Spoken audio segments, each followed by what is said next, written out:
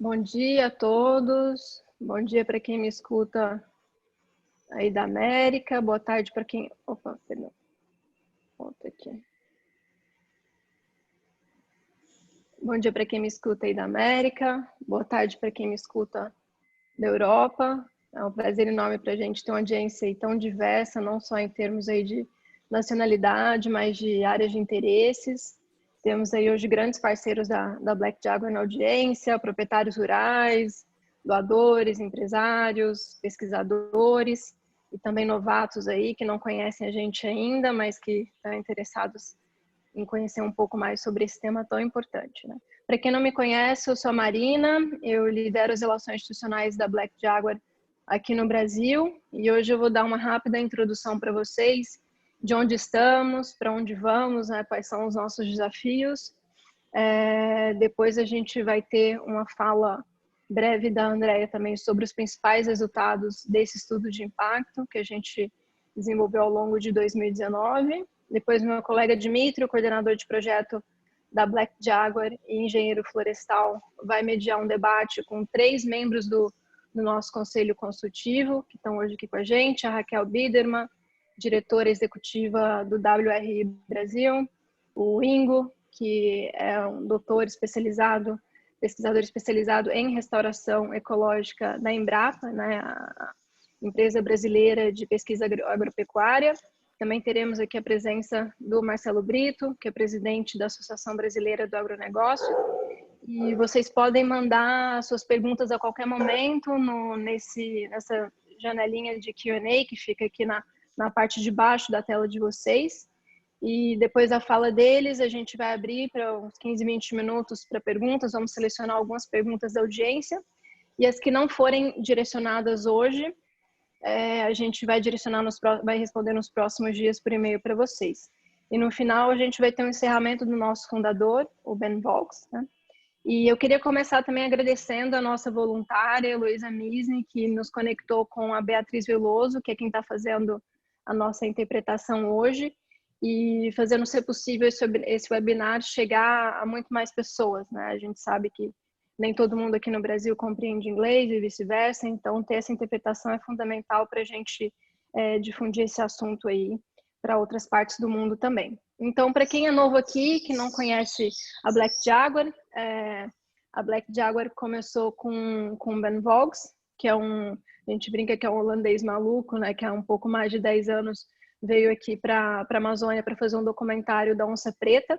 E se por um lado ele não encontrou a onça preta, ele encontrou a grande missão da vida dele, né, que é o corredor de biodiversidade do Araguaia. Eu também, só um parênteses para quem quem quer escutar em inglês, who doesn't speak Portuguese, here just choosing the interpretation mode to choose the English channel so you can hear the interpretation in English, okay? Just join us. Então, voltando um pouco à história da Black Jaguar, né? Começa com o Ben, nessa missão de encontrar a onça preta, e o que ele encontrou foi, na verdade, o corredor do Araguaia, que acabou se tornando essa grande missão da vida dele. Para quem não conhece a gente ainda, o corredor do Araguaia é um dos maiores corredores de biodiversidade do mundo. Ele tem 2.600 quilômetros de extensão. Ele começa junto ao Rio Araguaia, no Parque das Emas, em Goiás, e vai até o Pará, termina aí na Baía de Marajó, e tem 40 quilômetros de largura, 20 quilômetros de cada margem, né? A gente estima que serão 1 milhão de hectares restaurados, que é o que a gente tem exatamente de déficit ambiental nessa área do corredor, com cerca de 1,7 bilhões de árvores. E como que a gente vai fazer esse projeto grandioso acontecer, né?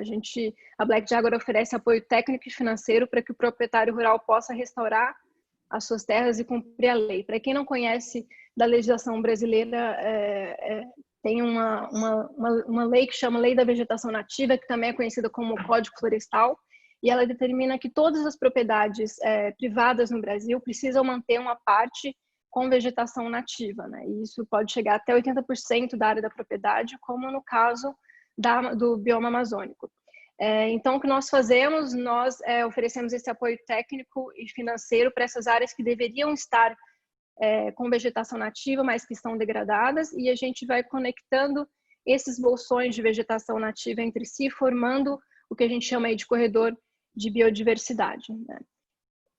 A gente considera que as fortalezas da Black Jaguar é ser focado em um único projeto, então a Black Jaguar não tem nenhum outro projeto de restauração em nenhum outro lugar do mundo, do Brasil, temos apenas o foco em realizar esse projeto grandioso, que já é o Corredor do Araguaia. Também consideramos uma grande fortaleza ter o envolvimento direto em toda a cadeia da restauração, desde o primeiro contato com o proprietário rural até a manutenção e o monitoramento por 20 anos. Né? Nós oferecemos uma manutenção semestral após os 3 primeiros anos do plantio e depois revisões com monitoramentos com 10 e com 20 anos, para garantir que a floresta realmente volte de pé, volte ao seu status nativo. E também uma grande diferença da Black Jaguar, né, uma grande fortaleza, é que a gente tem a transparência e a colaboração no nosso DNA, a gente preza muito por transparência e colaboração, a gente tem isso como uma cultura interna. Então, onde estamos, né, onde a gente está atualmente em termos de localização, nós começamos nosso piloto na região central do corredor, nos arredores do município de Santana do Araguaia. A gente chama ali de Núcleo Santana, que é uma região de um raio de 200 quilômetros no redor desse município, dentro dessas margens de 20 quilômetros de cada margem do rio. É uma região central do corredor, é onde a gente tem a transição ali entre 2 biomas, né, a Amazônia e o Cerrado, e é o que a gente chama de ecótono, que é onde acontece essa transição entre esses 2 biomas. E além de ter uma alta concentração de déficit ambiental, como vocês podem ver nesse mapa já trazido pelo estudo, que vocês vão conhecer daqui um pouco, a gente estima que tenha mais ou menos 10 mil hectares de déficit ambiental, onde a gente vai conseguir fazer aí a nossa expansão nos próximos anos, né? E é uma região muito rica também porque por ter essa transição entre os 2 biomas de Amazônia e de Cerrado, a gente consegue encontrar espécies de fauna e de flora dos 2 biomas também. E onde estamos agora em termos de conquistas, né, graças aí ao apoio, né, maravilhoso de mais de 120 indivíduos e empresas de 14 países diferentes, a gente começou o nosso piloto de restauração em 2017 em Santana do Araguaia, né, e agora na próxima temporada de plantio, que começa já em novembro, a gente vai chegar a 100 mil árvores em cerca de 3 propriedades rurais, 70 hectares já restaurados. Já temos 2 viveiros construídos na localidade, com capacidade produtiva de 40 mil mudas por ano. E foi um período muito importante para os aprendizados técnicos da nossa equipe. Atualmente a gente está com 5 métodos diferentes de restauração, desde regeneração natural até a semeadura direta e o plantio de mudas, né? Nossas próximas metas aí, no início do ano a gente fechou uma grande parceria com a empresa brasileira chamada Movida, Aluguel de Carros, através do programa de neutralização de carbono deles, e mais recentemente também com a One Tree Planted, para a gente expandir aí o nosso plantio e chegar a 1 milhão de árvores até 2022 nessa região de Santana do Araguaia. A gente estima, já estamos em conversa com 10 proprietários rurais, estimam que vão chegar aí a 600 hectares de déficit ambiental regularizado. E nossa equipe de campo também já está projetando um viveiro de larga escala na região para suprir essa demanda que a gente vai ter. E, em paralelo também, um outro pilar muito importante é a governança, né? Nós estamos, desde o início do ano, nós começamos a montar um conselho consultivo brasileiro. Vocês vão conhecer 3 dos membros hoje, a Raquel, o Ingo e o Marcelo. Mas, além deles, a gente ficou muito feliz de ter um conselho que é diverso não só em áreas de expertise, mas também de gênero, né? Dos 7 membros, 3 são mulheres, inclusive a presidente, a Camila Lefreve, que é uma advogada especializada em governança e compliance. Então, além da Camila, da Raquel, do Ingo e do Marcelo, a gente tem o Fernando Simões, que conectou a gente com a Movida e que ajuda a gente com um olhar de negócios sociais. A gente também tem o Fernando Bedak, que é um parceiro de longa data, e um advogado que ajuda a gente com as questões da legislação ambiental no Brasil. E também temos aí a Rebeca Raposo, que é focada em estratégia empresarial e terceiro setor. Nossas próximas metas até 2025, a gente pretende consolidar essa região aí de Santana do Araguaia, chegando a 10 milhões de árvores, zerando o déficit ambiental que vocês viram no slide anterior, né? E nossa meta também é conseguir alcançar a sustentabilidade financeira Atualmente, para esse primeiro milhão de árvores, a gente já chegou a 70% do ciclo de captação de recursos, então as empresas, os filântropos que estiverem interessados em se juntar a esse ciclo aí, a gente ainda está encerrando esse ciclo do primeiro milhão, e para chegar a essa expansão de 10 milhões de árvores, a gente já entende que vai ser um modelo bem misto aí entre recursos do mercado de carbono, parcerias corporativas e filantropia. Rapidamente também, um outro dado trazido pelo estudo sobre a projeção, o Código Florestal estima que essas áreas de déficit ambiental que precisariam estar restauradas por lei e não estão, precisam ser restauradas em 20 anos, então essa é uma projeção de escala de para até 2040, mas a gente sabe que à medida que a gente conseguir acelerar também essa captação, eu acredito que é muito possível a gente também acelerar a realização desse projeto e quem sabe até 2030 entregar aí esse plantio do corredor do Araguaia, que é um primeiro passo aí para a gente criar um modelo de restauração em larga escala, não só para o Brasil, mas também para outros lugares do mundo. Eu quis trazer hoje aqui essa foto para mostrar não só o crescimento, né, das nossas áreas de restauração, mas como é importante ter também a expertise técnica, né, o conhecimento técnico em restauração. Essa é uma foto de uma mutamba, que é uma espécie de rápido crescimento e que ela é necessária para formar essa estrutura florestal para que as outras espécies possam crescer, né, que tem um crescimento mais lento, possam retornar também. E à medida que as nossas árvores crescem, o nosso time também cresce. Nós temos um time administrativo financeiro de captação na Holanda e um time mais técnico aqui no Brasil, com boa parte do time baseado no Pará, algum deles da própria região, né? E também estamos contratando uma outra pessoa que deve entrar em breve para ajudar a gente com a expansão na parte de captação aqui no Brasil também. E temos muito orgulho de ter um time que está crescendo bastante, foram 5 posições no último ano, 33% de mulheres, 0% de rotatividade, uma diversidade enorme também de background e de área de expertise.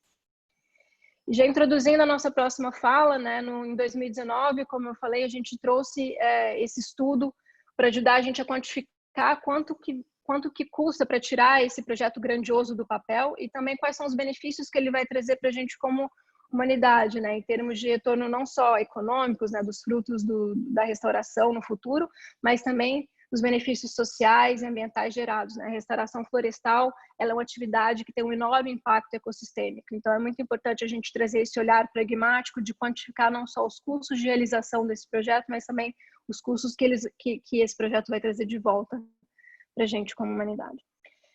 Já finalizando aqui, introduzindo o time de pesquisa que acompanhou a gente aí ao longo de 2019, contamos com 10 pesquisadores da Universidade de Illinois e da USP, liderados por 2 professoras economistas, Andrea Lucchesi, da USP, e a Maducana, da Universidade de Illinois, que está aqui hoje com a gente, e um time de pesquisadores também focados aí nessa parte, na área de biologia, economia e também engenharia florestal. Por fim, queria agradecer a nossa grande patrocinadora e embaixadora, Shannon Joy, que é uma ambientalista americana e que está por trás de grandes projetos em defesa dos oceanos, como o Mission Blue, e que viabilizou, né, a gente conseguir realizar esse estudo em 2019, também junto com o Instituto Lehman, que apoiou a equipe de Illinois, né, e o Conselho Consultivo Global. Durante o estudo em 2019, a gente teve várias revisões com esses grandes especialistas em áreas correlatas do estudo e acompanharam a gente em todas essas entregas. Então, nosso muito obrigado aí, Bianca, Namita, Ellen, Jean William e Professor Jorn, por todo o conhecimento aí compartilhado, né? E é isso, eu passo a palavra agora para a Andrea. Eu desejo que todos tenhamos um bom webinar, um bom diálogo, que a gente consiga construir aí uma agenda positiva de regeneração e de recuperação em larga escala, não só para o Brasil, mas para o mundo como um todo. Sejam todos muito bem-vindos. Bom dia, boa tarde a todos. Obrigada, Marina. Eu vou compartilhar aqui a minha tela, então. A gente vou fazer uma breve apresentação do estudo, né? A gente tem 10 minutos. Então, meu nome é Andrea Lucchesi, eu sou professora da USP, especializada em Economia do Meio Ambiente. Vou falar, então, rapidamente sobre o estudo. Esse estudo que a gente realizou, ele tinha como objetivo principal, então, estimar os custos e benefícios advindos da implementação do Corredor do Araguaia. O estudo teve duração de quase um ano e foi composto por 4 etapas principais, que são essas que estão aqui nesse slide. Então, primeiramente, a gente realizou um grande mapeamento do corredor, com informações bastante detalhadas. A gente precisava entender, então, quais eram os biomas, quais eram as características das regiões, quantas propriedades estavam localizadas no corredor, né? Quantas dessas propriedades eram propriedades privadas, características do solo, do relevo, da vegetação e muitas outras. Então, essa foi a primeira etapa do estudo. Foram identificadas 24 mil propriedades privadas no corredor. E após essa etapa, então, a gente passou para o planejamento da biodiversidade, que também foi uma etapa extremamente importante, que consistia basicamente em entender quais eram as espécies nativas relevantes em cada uma das regiões consideradas no corredor, né? Como a Marina também já falou, o corredor tem 2.600 quilômetros de extensão, ele atravessa 6 estados brasileiros e tem 112 municípios totalmente ou parcialmente localizados no corredor. Então, é uma área bastante extensa e o planejamento da biodiversidade foi um trabalho também bastante extenso para a gente entender quais seriam as espécies nativas relevantes em cada um dos trechos do corredor. Depois a gente passou para a etapa 3, que era, uma vez feito o mapeamento e feito o planejamento de biodiversidade, a gente tinha condições, então, de definir, junto aos engenheiros florestais da nossa equipe, quais seriam os modelos de recuperação florestal a serem implementados em cada região aí do corredor também, tá? Então, foram definidos modelos que dependiam da região e também do tamanho da propriedade. Vou falar um pouquinho mais sobre isso daqui a pouco. E, por fim, com base nessas informações, foi possível, então, realizar uma análise de custo-benefício, estimar todos os benefícios, não só os benefícios econômicos, mas também os benefícios ambientais e sociais gerados pela implementação do corredor, e também os custos, todos os custos relevantes para implementar o corredor. Tá? Muito bem. As principais premissas do estudo, eu destaquei 3 premissas principais aqui que resumem, né? A primeira delas é que a gente utilizou 3 macro-regiões, então, foi feita uma desagregação regional entre o norte, que é basicamente a Amazônia, o centro, que é a região de transição, que são os ecótonos, e o sul, que seria o cerrado. Tá? Então, todos os modelos levaram em consideração essa desagregação regional. Depois, também foi levado em consideração o tamanho da propriedade. Então, foram definidos 3 tamanhos de propriedade, as propriedades pequenas, médias e grandes. Essa definição se baseia nos módulos fiscais, né, de acordo com o Código Florestal. E, por fim, a terceira premissa diz respeito aos modelos de recuperação florestal, né? Então, esses modelos levam em consideração os aspectos ecológicos combinados ao manejo sustentável da terra, ou seja, os modelos de recuperação florestal considerados no estudo, eles consideram também o uso sustentável da terra, né? De acordo também com a legislação pertinente. Tá? Esses modelos, como eu já falei, eles precisam levar em consideração em qual região a propriedade está localizada e também o tamanho da propriedade. Então, a gente tem modelos, por exemplo, de SAF, que só se aplicam a pequenas propriedades, e modelos e sistemas madeireiros, que se aplicam em todas as propriedades.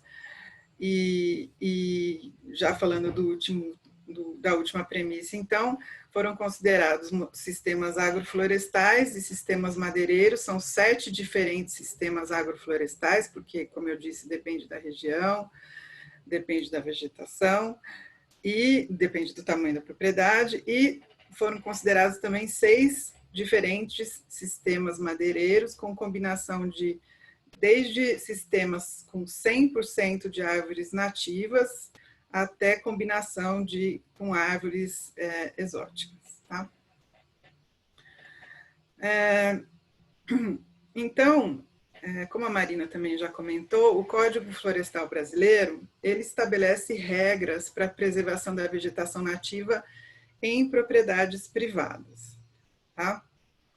De maneira geral, a gente tem 2 áreas principais que precisam ser preservadas, que são as chamadas áreas de preservação permanente e as áreas de reserva legal.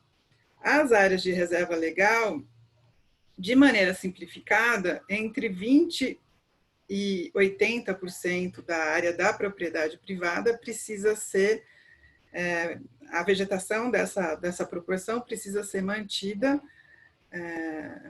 em forma nativa, né? Também dependendo, de novo, da localização da propriedade, do tamanho da propriedade. Existem várias nuances nessa legislação, mas, de maneira geral, a gente pode dizer que varia entre 20% e 80% da área da propriedade. Aqui, então, eu coloquei o mapa aqui embaixo, em que vocês podem ver, desde essa coloração amarela, que indica que 20% dessas propriedades precisariam ser permanecidas com vegetação nativa, até essa cor mais verde escura aqui, em que significa que 80% da área da propriedade deveria ser mantida na forma de reserva legal. Tá? Opa. Aí, esse outro mapa, ele mostra, então, a localização das áreas de déficit ambiental. Tá? Como eu comentei com vocês no início, na fase de mapeamento, a gente encontrou, então, que existiam 24 mil propriedades no corredor, e dessas 24 mil, 13 mil, um pouco mais de 13 mil propriedades apresentavam áreas com déficit de reserva legal e APP, que totalizam aproximadamente 1 milhão de hectares. Então, o foco do estudo recai sobre esse 1 milhão de hectares que precisam ser regularizados. Tá? Nesse mapa aqui, vocês conseguem enxergar a distribuição espacial das áreas que precisam ser regularizadas. Tá? Então, quanto mais para o vermelho, laranja e vermelho, significa que a área dessas propriedades aqui tem mais déficit ambiental em comparação com as propriedades que têm essas marquinhas em verde aqui. Tá? Muito bem, resultados gerais. Para fazer o estudo, então, como eu disse, a gente estimou os custos e os benefícios envolvidos, foi utilizado o método do fluxo de caixa descontado e foi feita uma projeção de 50 anos, de tal forma a considerar todos os ciclos de madeira, né, de 7, 14, 21 e 30 anos. Tá? Então, o resultado geral indicou que o benefício total de 21 bilhões de dólares, valores de dezembro de 2019, e um custo, em contrapartida, em comparação a um custo de 2,2 bilhões de dólares, o que resulta num benefício líquido de aproximadamente 19 bilhões de dólares, e uma taxa de retorno social de 76%, ou seja, são resultados bastante promissores, né? A gente vê um resultado bastante positivo aqui na implementação do corredor. Nos benefícios estão incluídos os benefícios econômicos e ambientais, né? Ou seja, os benefícios ambientais foram monetizados, a captura de carbono, e já vou falar um pouco sobre isso também, e a erosão do solo evitado, e nos custos totais foram incluídos todos os custos operacionais, investimento, mão de obra, que variam a depender da fase, né, que a gente está na implementação, por isso foi feito também a projeção nesse horizonte de tempo. Tá? Então, a gente tem esse benefício líquido de aproximadamente 19 bilhões. Falando dos benefícios ambientais especificamente, a implementação, então, do corredor gera uma captura de 262 milhões de toneladas de carbono equivalente, que, em termos monetários, significa um custo de carbono, um custo social de carbono evitado de 17 bilhões de dólares, e uma redução de erosão do solo de 527 milhões de toneladas, que também foram monetizadas e correspondem a 1,3 bilhões de dólares. Tá? O corredor, né, uma vez recuperado esse 1 milhão de hectares, ele também contribui para a meta do Brasil, a meta acordada lá em Paris, de reduzir as áreas, de aumentar as áreas reflorestadas no país, contribui em 8% com a meta estabelecida pelo governo brasileiro até 2030. E, em relação aos benefícios econômicos, a gente tem uma geração de receita de 2,7 bilhões para os proprietários rurais. Essa receita ela é advinda da comercialização de produtos madeireiros e não madeireiros. Como eu disse, a gente tem modelos de agroflorestais que são considerados 19 produtos diferentes não madeireiros nesses modelos. Então, a comercialização desses produtos gera uma renda de 2,7 bilhões aos proprietários, o que corresponde a um aumento de 9,8% na produção nacional de produtos madeireiros, quando a gente usa dados do IBGE de 2017, e um aumento de 6,6% na produção de produtos não madeireiros. E, por fim, em relação aos benefícios sociais, quando a gente considera o ano de maior implementação do corredor, há uma geração de quase 38 mil postos de trabalho diretos, né, que estão sendo considerados só os empregos diretos, referentes a essa atividade. Essa geração de empregos corresponde a um aumento de 17% no emprego local, e também a gente estimou qual seria a arrecadação de impostos também nesse ano de maior implementação, que corresponde a 17 milhões de dólares. Tá?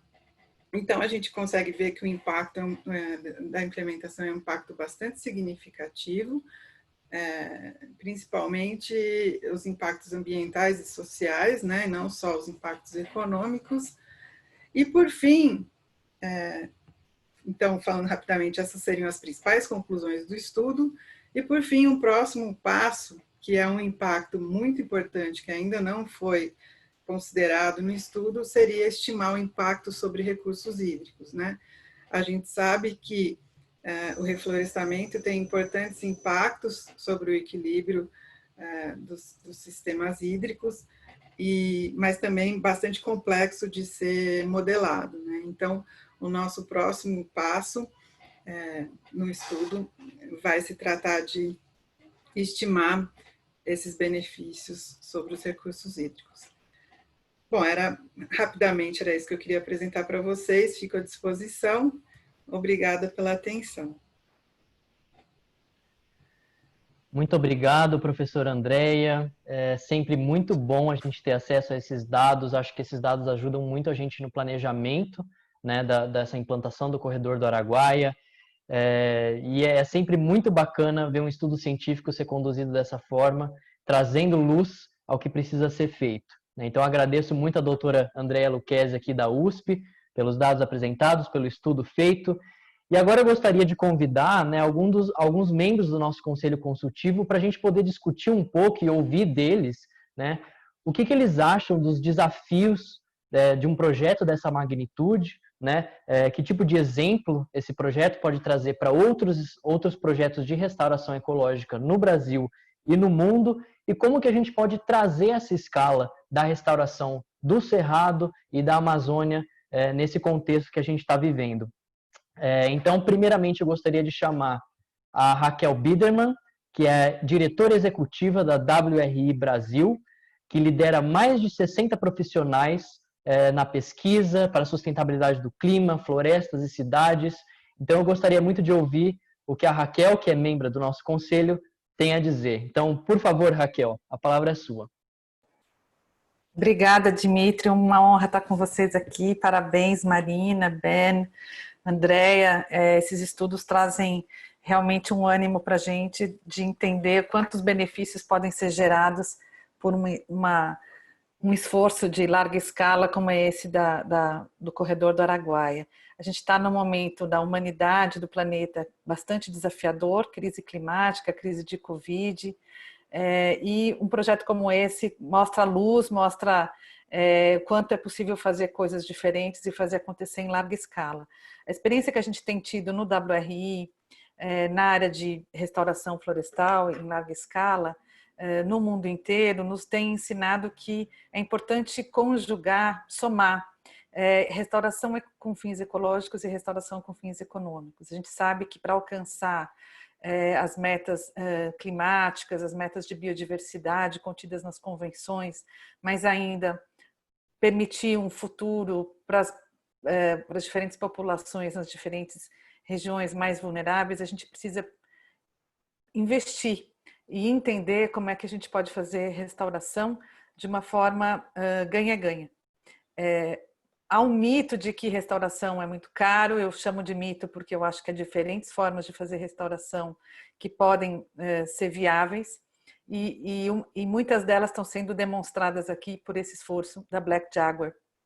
Além disso, acho que tem um grande mérito da Black Jaguar de unir a questão de clima com a questão de geração de emprego e renda, com a questão de viabilidade econômica das propriedades rurais, ainda com a questão da fauna. Eu acho que o símbolo da pantera, o símbolo é muito importante. Ele é um farol que nos demonstra que a fauna está extremamente ameaçada com a crise climática, a crise de biodiversidade. Então, quando a gente olha para essa espécie tão ameaçada, a gente lembra que é a integridade de ecossistemas, também com ecossistemas agrícolas, que vai permitir que muitas espécies de fauna sobrevivam. Então, esse é mais um mérito, eu acho, da Black Jaguar, de trazer o tema da fauna para o centro. Tudo interligado, né? Acho que o projeto da Black Jaguar mostra muito como existe essa interligação. O nosso aprendizado lá no WRI tem sido que, para ganhar escala, a gente vai precisar investir bastante em P&D e também na base da cadeia. A base da cadeia significa sementes viáveis para um mundo em transformação climática.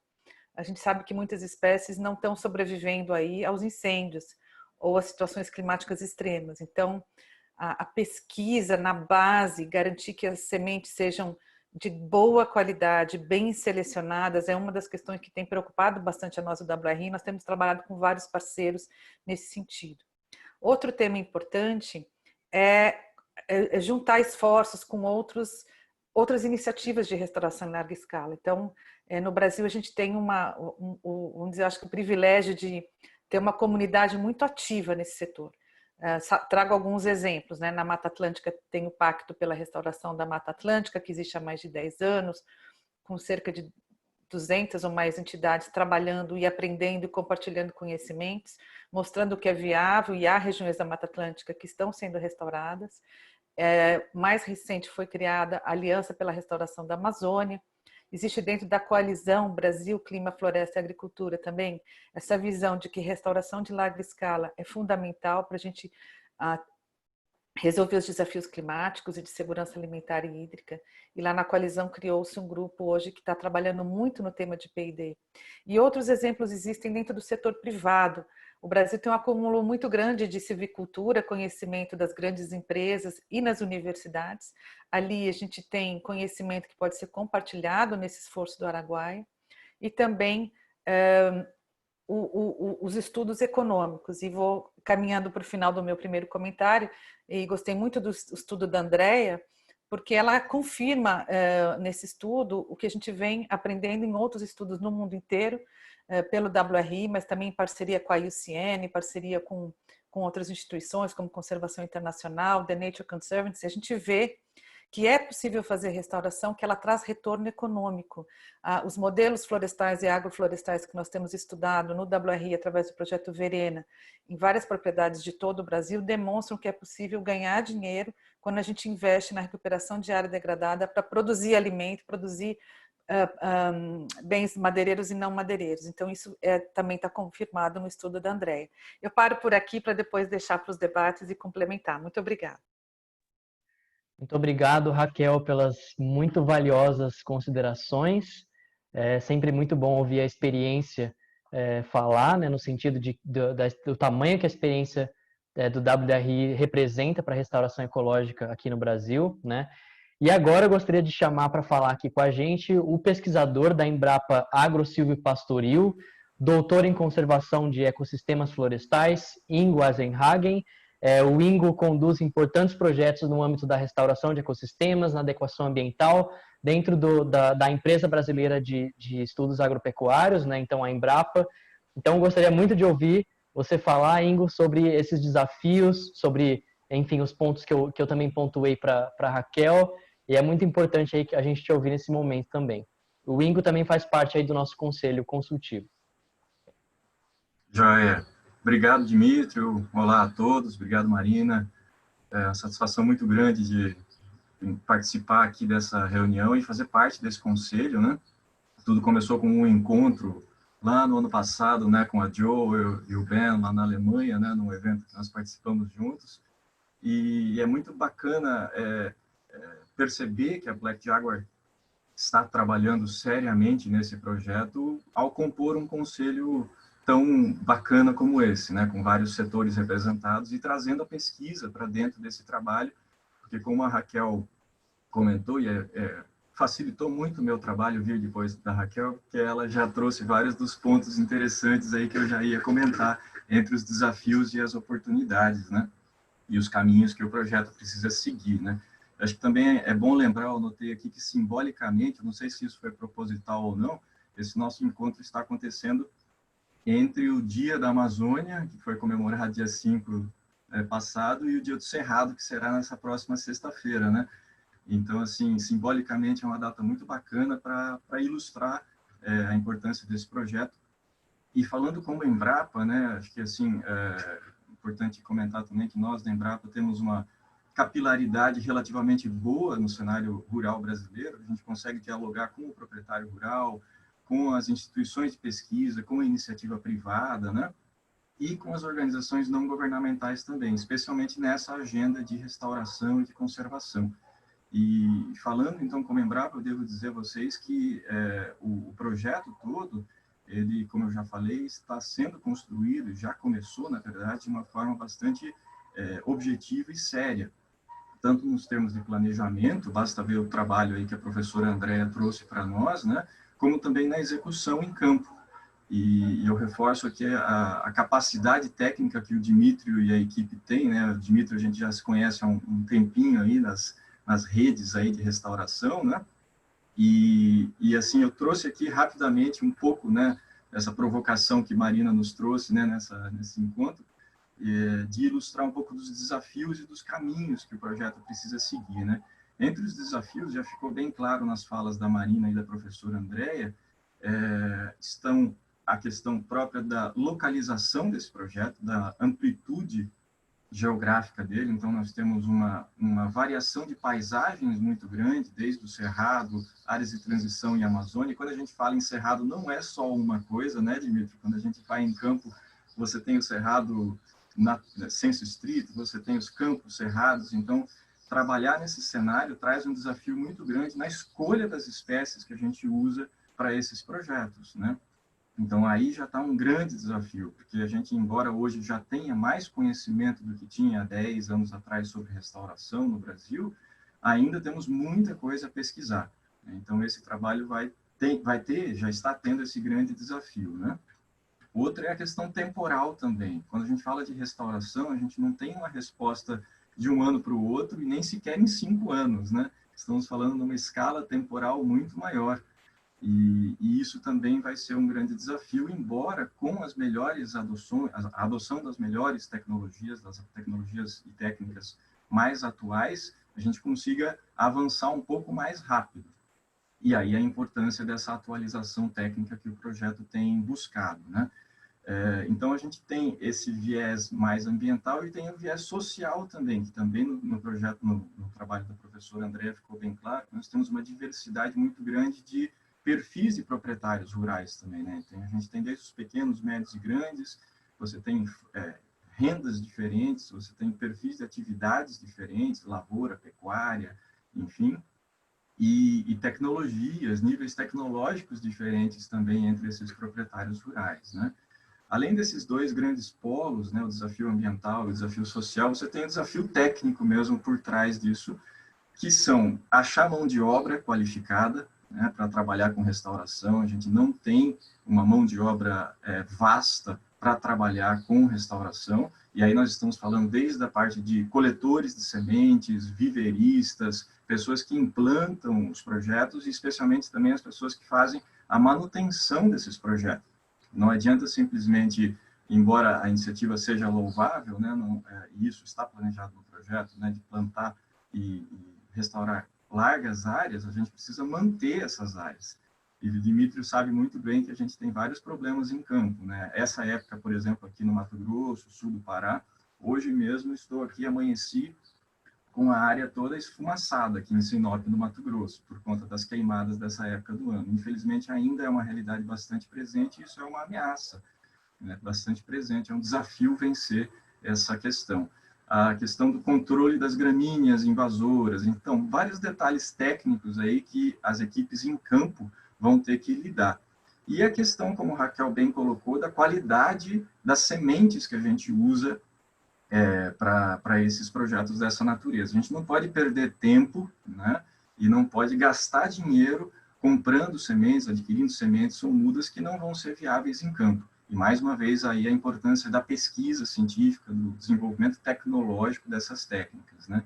E aí um fator que é inerente à atividade, né, como desafio, é a questão da incerteza, né? Quando a gente fala em natureza, a gente não tem muitas certezas, né?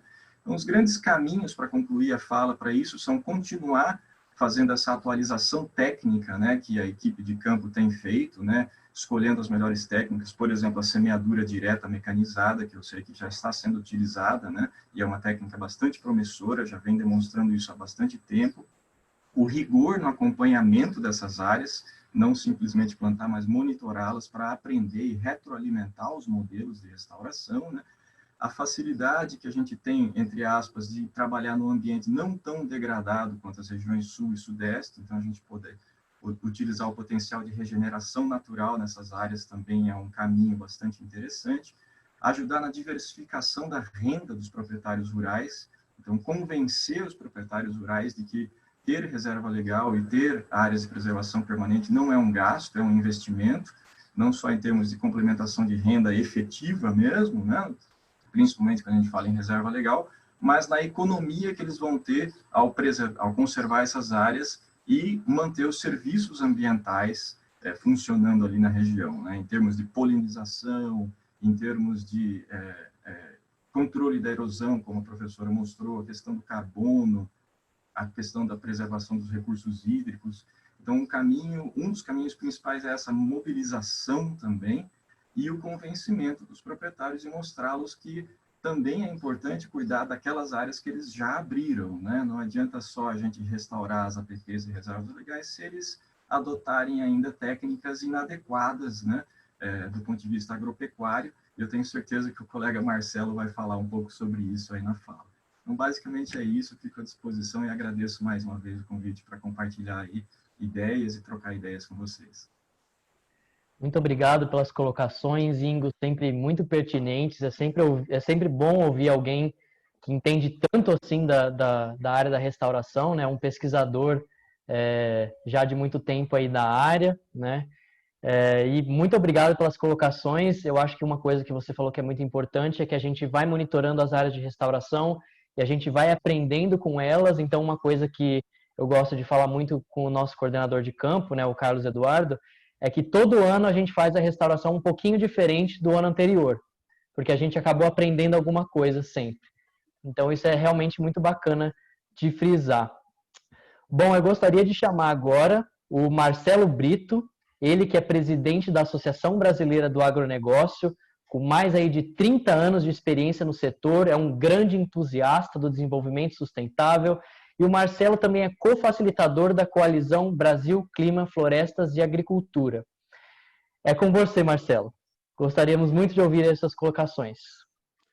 Bom dia a todos e a todas. É um prazer imenso estar aqui. Eu quero aqui primeiro cumprimentar o Ben, cumprimentar a Marina, porque quando eles me fizeram esse convite foi uma alegria múltipla. Tá? Em primeiro lugar, eu sou goiano, nascido e criado em Goiás.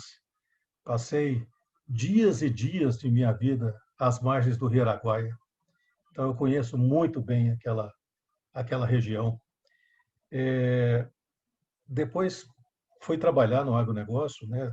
Fiz minha carreira toda no setor do agro e tive a oportunidade de dedicar 24 anos da minha vida lá na Amazônia também. Então, eu sou do Cerrado de nascença da Amazônia por opção e, por fim, brasileiro, graças a Deus. Então, assim, eu simplesmente adoro participar desse grupo aqui da Black Jaguar. Bom, aqui tem academia, aqui tem setor privado, aqui tem a sociedade civil organizada. Então, aqui tem tudo que você precisa para organizar o mundo da forma que a gente gostaria que ele fosse organizado. Lamentavelmente, não é assim. Até por isso existem iniciativas como essa. Então, a gente tem que saudar e encontrar a forma de como trabalhar. Bom, gente, restauração. Esse é um tema que até bem pouco tempo atrás ele não fazia parte da estrutura do agronegócio brasileiro. Tá? Até porque é difícil você fazer restauração. Eu participei de 2 processos de restauração. Um grande, eu julgo grande, né, para uma empresa só, que foi um processo de restauração de cerca de 800 hectares de área de preservação permanente na Amazônia, onde a opção foi pela regeneração natural, com os devidos tratos culturais de proteção e de acompanhamento do crescimento dessas áreas. E ao se limitar essas áreas, ao proteger essas áreas, a recuperação foi muitíssimo interessante, muitíssimo rápida. Uma outra nós fizemos aqui na bacia do Rio Piracicaba, no interior de São Paulo, mais precisamente no município de Limeira, onde nós optamos fazer 100% com nativas, e não são nativas comerciais. A gente queria restaurar aquela área, uma área pequena, tá? Uma área de 6 hectares, mas uma área pequena que a gente queria restaurar conforme era aquela área no passado. Então, não preciso nem falar para vocês que custou muito caro, os 3 primeiros anos foram muito complicados, tá? Foi uma dificuldade tremenda para a gente, que a Raquel citou, dificuldade tremenda para a gente achar as sementes e as mudas dessas áreas específicas nativas do interior de São Paulo, tá? Mas cresceu maravilhosamente bem devido a esses cuidados. Se vocês forem lá hoje ver, assim, dá gosto de ver, tá? Até porque de um lado você vê essa recuperação e logo à frente, assim, do lado esquerdo, você vê laranja plantada até a margem, né? E se andar mais um pouquinho, você vê cana-de-açúcar plantada até a margem. Então, lamentavelmente, as áreas de proteção permanente não estão assim tão bem cuidadas. Mas, bem, como é que a gente faz para trazer isso para o dia a dia de um produtor rural, ou de um empresário, de um investidor rural? E eu diria que o processo inicia por onde a Black Jaguar está começando, que é pela educação. Educação, que eu digo, é acesso a conhecimento. Porque às vezes você não tem acesso a conhecimento, não é por falta de formação. Tá? Você pode ter lá agrônomos, engenheiros, economistas, administradores, mas é por falta da informação correta. Tá? E como hoje nós vivemos num mundo onde o número de informações que nós recebemos no único dia é muito superior à nossa capacidade de processá-las de forma adequada, o acesso à educação e ao conhecimento, é o que eu digo, o conhecimento da ciência, ele é muito importante. Então, esse é o primeiro passo tá? Dessa relação com os fazendeiros, da relação com os produtores, sejam eles pequenos ou grandes, esse aspecto da formação ele é muito importante. Segundo ponto, a gente precisa passar a entender a região. Porque no Brasil, para quem é de fora do Brasil, é difícil entender isso, é muito difícil. Até para nós, às vezes, é difícil. Entre o que é legal e o que é ilegal, existe algo que a gente chama de informal. E a informalidade na economia brasileira, ela é muito grande à medida que você vai subindo rumo ao norte. Quanto mais ao norte você estiver, mais informal é o processo econômico brasileiro. E aí tem uma série de fatores que se aplicam sobre essa informalidade. Eu diria para vocês que tem muita gente que é informal porque ele não consegue ser legal. Então, por exemplo, se você está no município de Altamira, você corre o risco de morar em um distrito que fica a 700 quilômetros de Altamira, que é o município sede daquela área. Então, se você é um pequeno produtor, quais são os recursos e o conhecimento que você tem para você se mover 700 quilômetros com um processo burocrático longo? Um processo de regularização fundiária no Brasil pode levar mais de 10 anos. E eu consigo apresentar para vocês alguns que já levam mais de 20 anos. Existem processos de licenciamento ambiental que levam mais de 10 anos. Você fica com um protocolo da Secretaria do Meio Ambiente, você renova aquele protocolo todos os anos e você leva por 7, 8, 9 anos.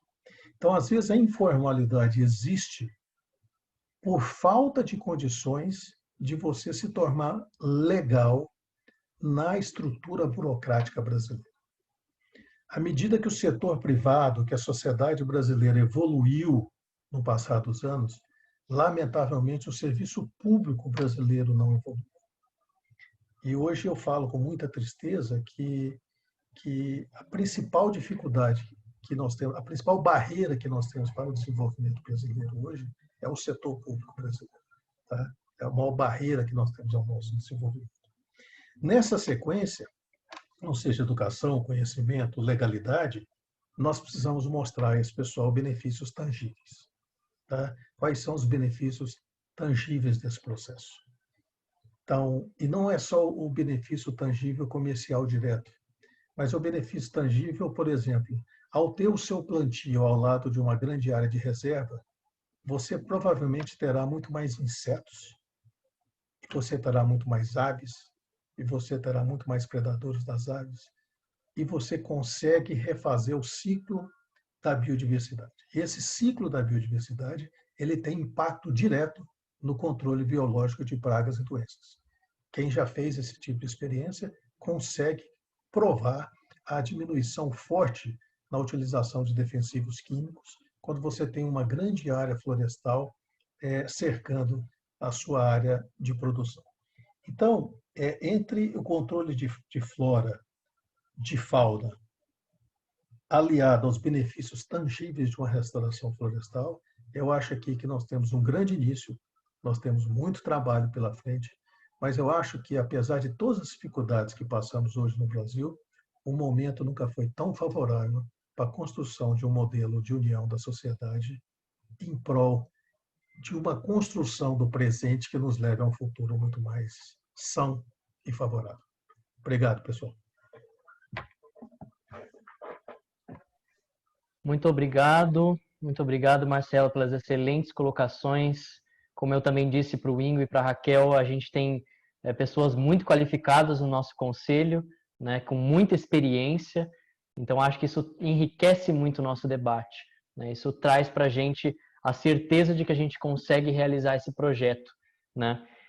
Eu gostaria de abrir agora para as perguntas, né, que estão chegando aqui para mim da audiência, né? Então, a primeira pergunta é para a professora doutora Andreia, né, que tem uma pessoa aqui que pergunta qual é o ano zero, né, da recuperação, a baseline, e qual tem sido a área em regeneração natural e em desmatamento no corredor.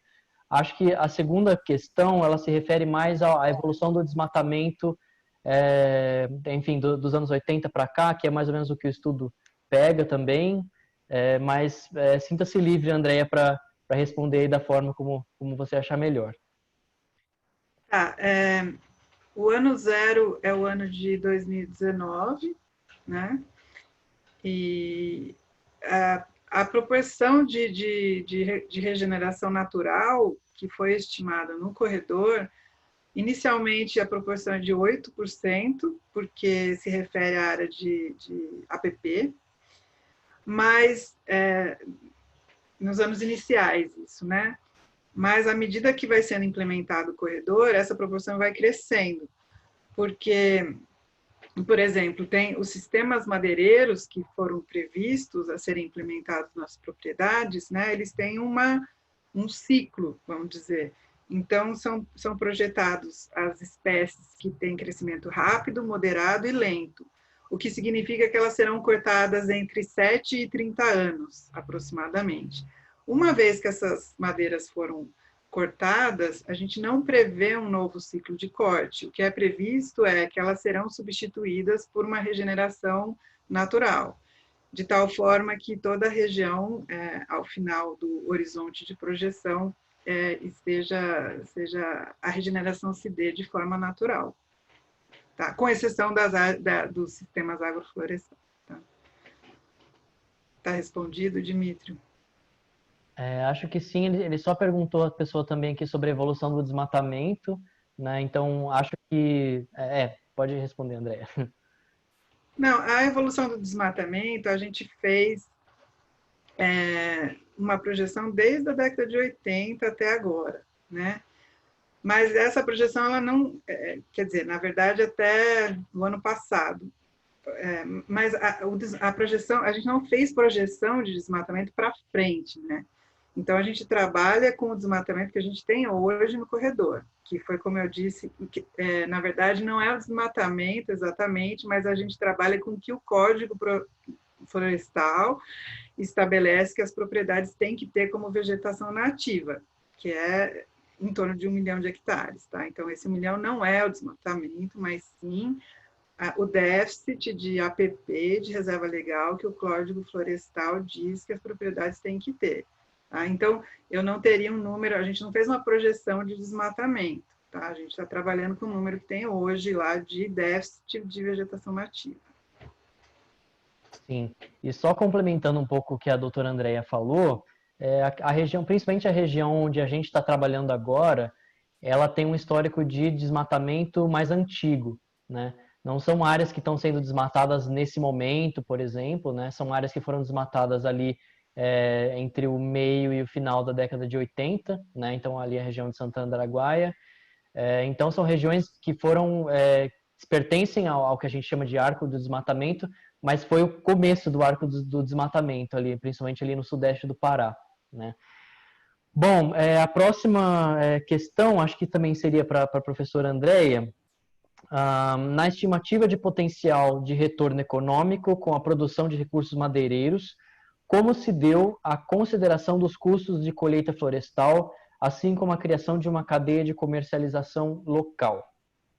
Então, foram considerados todos os custos de colheita, inclusive todo o custo de mão de obra necessária, desde os trastoristas até mão de obra mais especializada, como engenheiros. E em relação à formação de um mercado local, no momento de determinação dos modelos de recuperação florestal, a gente fez um grande levantamento também da economia dos municípios e da região, para entender o que já era comercializado nessas regiões e quais produtos madeireiros e não madeireiros teriam também um maior potencial. Tá? Então, isso foi levado em consideração. Foi levado em consideração se já existia mercados locais daqueles produtos para a gente desenhar os modelos de recuperação florestal. Então, como eu disse, por exemplo, nos sistemas agroflorestais, a gente considerou 19 produtos não madeireiros diferentes, entre cacau, bacuri, banana, açaí, etc., mas esses produtos, eles são específicos por região, por tamanho de propriedade, de acordo com mercados locais. muito bom, muito obrigado, Andréia. Bom, aqui tem uma outra pergunta aqui que é um pouco mais técnica, né? Que é especificamente na questão da restauração ecológica, quais os indicadores que são avaliados no monitoramento, né? Acho que a Raquel respondeu um pouco sobre como é feito no pacto, né? Nós da Black Jaguar, a gente, acho que eu posso responder essa questão, depois se o Ingo quiser fazer alguma colocação também. Nessa questão do monitoramento, a gente resolveu criar um protocolo de monitoramento que fosse ao mesmo tempo efetivo em avaliar a restauração, mas também prático de ser aplicado em campo, né? Não adianta a gente fazer uma coisa que demanda coleta de muito dado, que a gente tenha muito dado, que dê uma resposta boa, mas também que a gente acaba perdendo mais tempo e recursos fazendo esse monitoramento do que fazendo a restauração em si, né? Então, a gente se baseou bastante na legislação estadual do estado de São Paulo, né? Na portaria CBRN 01 de 2015. Então, a gente avalia principalmente 3 indicadores, que é a cobertura por vegetação nativa, né? Seja cobertura de copas em áreas florestais, cobertura por vegetação nativa, que inclui gramíneas e arbustos no cerrado também, né? E indivíduos da regeneração natural em termos de densidade e de riqueza. Então, importa muito para a gente saber o que é que está ocorrendo na área que não foi plantado por nós, né? Porque esse sim é o futuro daquela vegetação. É o que não foi plantado por nós que está chegando lá. Então, a gente avalia esses 3 indicadores em campo, né? A partir do 3º ano. Do 1º até o 3º ano, nós fazemos relatórios qualitativos, né, de avaliação visual da área. A partir do 3º ano, a gente começa a fazer essa avaliação quantitativa. Esses números coletados em campo, né, eles são comparados com uma tabela de referência, onde a gente tem valores a serem atingidos. Ao atingir esses valores, a gente considera a área restaurada ou não, né? E caso a área não seja considerada restaurada, a gente entra com ações de manejo adaptativo, que a gente chama, né, para reconduzir essa área para uma trajetória sucessional favorável, né? Ingo, se você quiser complementar. Sem muito mais a complementar, Dimitri. É basicamente isso mesmo. É só importante contextualizar também que essa questão dos indicadores nos estados tem muito a ver com os programas de regularização ambiental, né, que é uma questão de política pública específica, né, que é decorrente da Lei de Proteção de Vegetação Nativa lá de 2012, e cabe aos estados determinar quais são os indicadores, né? Mato Grosso tem, né, eu não sei como é que estão os indicadores do estado do Pará, mas estão todos caminhando basicamente para esses 3 conjuntos, né, cobertura, densidade e riqueza de regeneração natural, exatamente por essa questão que você falou de um maior pragmatismo, né? Não que outros indicadores não sejam importantes, né? Do ponto de vista da técnica, da ciência em si, a gente tem uma infinidade. Raquel colocou ali os indicadores do pacto, que são dezenas, né? Então, desde o ponto de vista ambiental até social e mesmo do nível de empreendedorismo, assim, né? De geração de empregos, a própria gestão do projeto. Então, isso aí, a gente iria longe. Mas, nesse momento, considerando a grande escala que a gente tem e o desafio de escala que a gente tem no Brasil, é preciso prezar pelo pragmatismo e até onde a ciência sabe, são esses os indicadores mais objetivos para a gente dar uma resposta mais rápida, né, sobre os indicadores ambientais das áreas em restauração.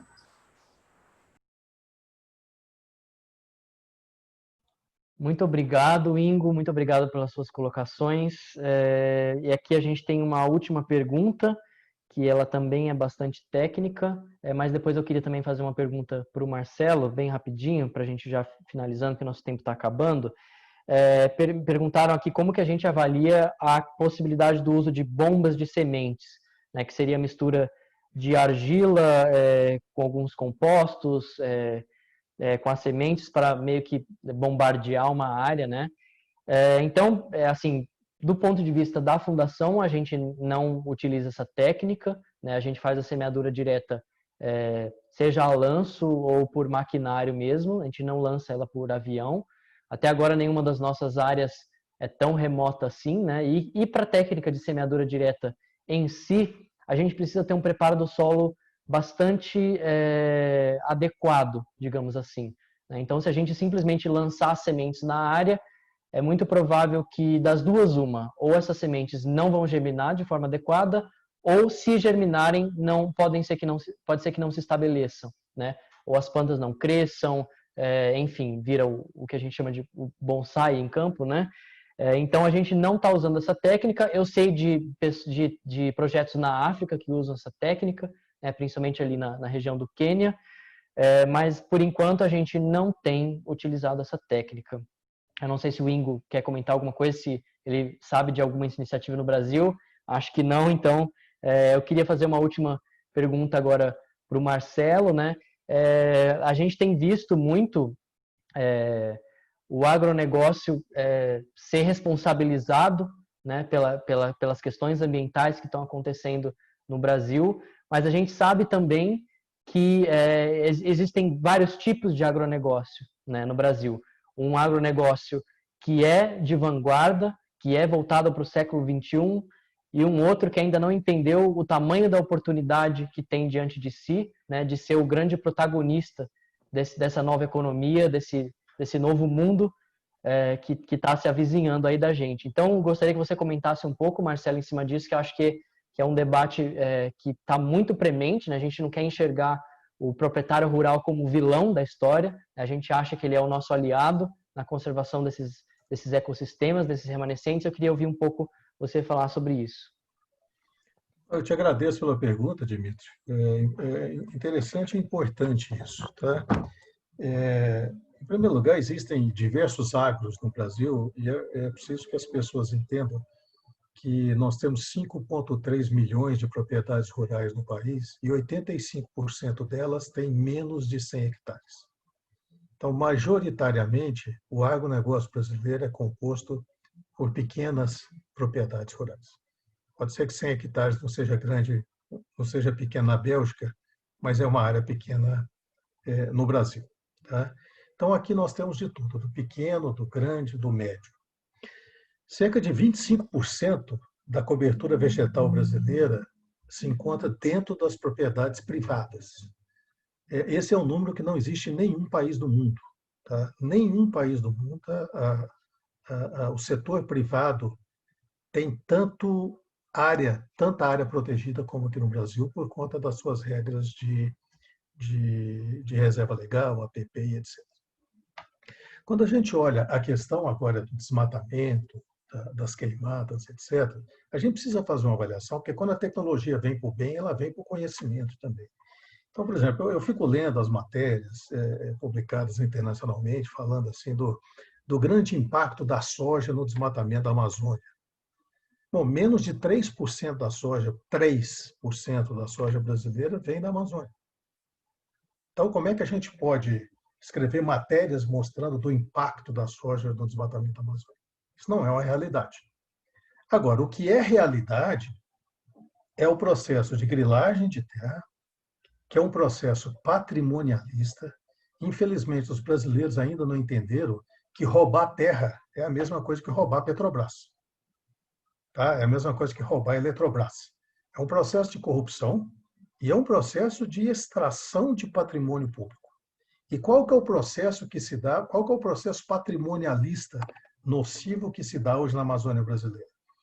O grileiro rouba a terra, ele desmata, vende a madeira boa ilegalmente, toca fogo na área, e para que ele transforme aquilo num patrimônio, ele possa remunerar o teu investimento, que custou para ele entre 800 e 2 mil reais por hectare, dependendo da densidade da floresta, ele precisa dar algum aspecto econômico. E qual que é o mais simples de se fazer?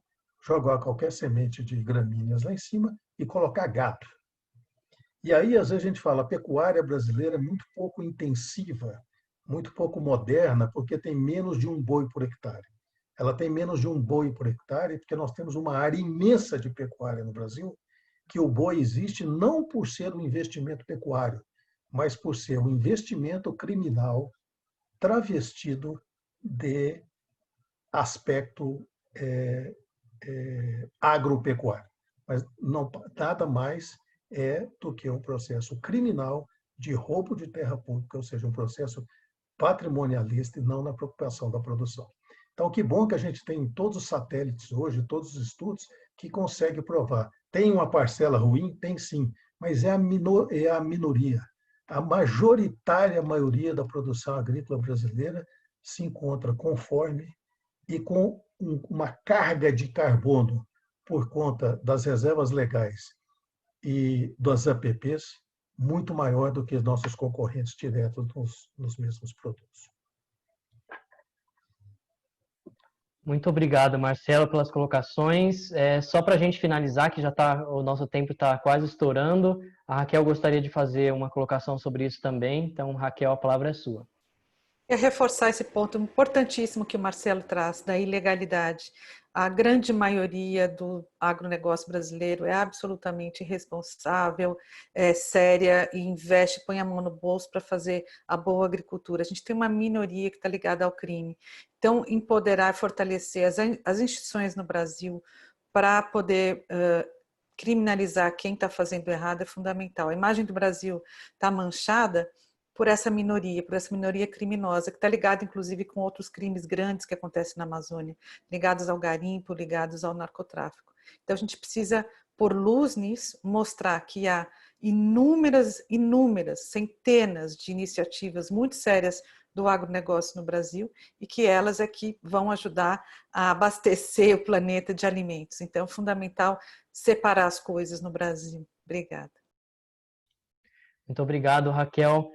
Por fim, eu quero convidar o nosso fundador, né, o Ben Valks, falando diretamente da Holanda, né, para colocar as palavras finais dele e para a gente ouvir o que ele tem a dizer a respeito desse grandioso projeto que a gente está implementando no coração do Brasil. Ben, a palavra é sua. Thank you very much, Dimitrio, and thank you, first of all, Andrea. Thank you, the great panelists today, Rachel and Ingo and Marcelo Brito, for your time. I think, first of all, I would say thank you, and I think we are proud that we see so many dedicated and intelligent people with a positive mission, not to look to the negatives, because every day there are so many negatives, but also that we can combine, work together, and create something positive. Because negative news is not, or positive news is not on in the media. But I think we have only made a start, but I think the way we are now can move forward once the impact study now is finished, gives us confidence to continue and to expand our restoration in the field itself.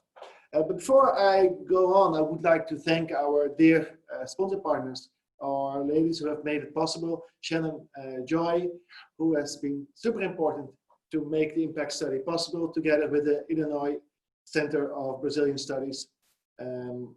So once more, thank you, because you made it possible. And I think Andrea and Madhukana, Professor Madhukana, made an amazing effort. For 14 months, they worked intensively. We had many meetings. We had a special advisory board, and we were gathering every 2 months, asking them so many complicated questions. It was sometimes pretty tough, but I think now the result is there, and we have what we have dreamt of, that we have now scientific backing of the whole study. Of course, we don't have all the scientific backing, because we still need to analyze the whole element of water, and which is huge. But the fact that we have strong, concrete numbers, and we can share these in 8 seconds if we are with someone in an elevator, you know, even if it's one of the most complex and largest biodiversity restoration projects in the world. So I would like just to share 3 screens of mine, 3 slides with you.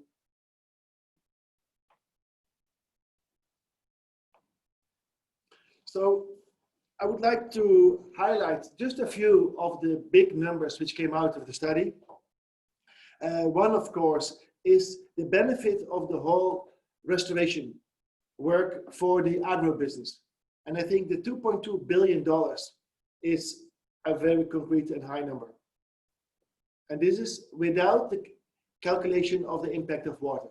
So we are very excited of what the real impact is going to be. But this already is huge. And other than that, if we are restoring the entire corridor in the coming years, at the peak of the restoration, which might be in 20 years, this project will give a job to 37,000 people. 37,000 people only working in restoration. So this is not only impacting the world, but it also impacts the villages and the communities along the riverbanks. But what will it save? I think one of the numbers I would like to stress that the benefit, because we have seen the benefit for Brazil, but what is now the benefit for the world? And I think it's great that the impact study comes with this figure as well, that it saves $17 billion in avoided costs for the planet. So this is very concrete, and only together we can make this possible. We have learned it. We see landowners as partners. We see scientists as must-be partners in our team. And we enjoy the journey to do it. And we see that the work from Dimitrio, Eduardo, and our team in the field is doing amazing work, because we also see that if we do the restoration correctly, in 2 years or in 3 years, the trees do grow and healthy forests come back. So I think there are many reasons to be optimistic. I would like to summarize 3 reasons to stay optimistic. 1, we're working in Brazil, and Brazil is the country with one of the best environmental regulations in the world. Not many people write about that. Without the forest code, without the regulations, we would not be able to make this possible. The second reason to be optimistic is thanks to forest specialists like Dimitrio and guided by Ingo and our team, we focus on one thing: quality restoration. Maybe it's a bit more higher priced at the short term, but at the end, we are here to bring back healthy forest. We are not here just to plant many trees and to get the CO2 and sell them to Nike or to Google. No, our quality concern is quality. And it pays off. The third reason, as I said, which is the current slide, we do it together. Yes, and we see the power of working together. And we are very honored. Already, we have only been a few years in the field that we have this powerful team of volunteers, scientists, technical partners, scientific partners, and this is just the beginning. I don't want to, I also would like to pinpoint that corporations have become an important part for our mission, and we see them as partners, not just as companies who give checks, because we want to add value to their company. And I think the example with Movida, with their carbon-free program, is amazing, and we hope to expand this program for many years, and maybe even extend it with other companies in Brazil and beyond. Of course, the last point is we do have an invitation for people who say, oh, how can I contribute? Because we do have maybe still an opportunity, a way to an invitation for people who can still help us finance towards the 1 million trees. So we have the first 600 campaign, we have the corporate partnerships, and since 1 week, we also have a Donate a Tree campaign. And the Donate a Tree campaign is now online. It only exists 1 week, and you can go simply to the Donate Trees in the right top, and already for 20 reais or for €5, you can donate a tree today. And then we will make sure we will plant it in one of the 2 coming rainy seasons. Once more, thank you so much. I think this seminar and this webinar has been amazing. It has been a big honor for all of us to have you here. We are more than keen to update you to the next one. But for now, I wish you a great day in Brazil, great day in the US. People in the Middle East are listening, and in Europe. And a big abraço e muito obrigado novamente. So wish you well and thank you. Ciao, ciao.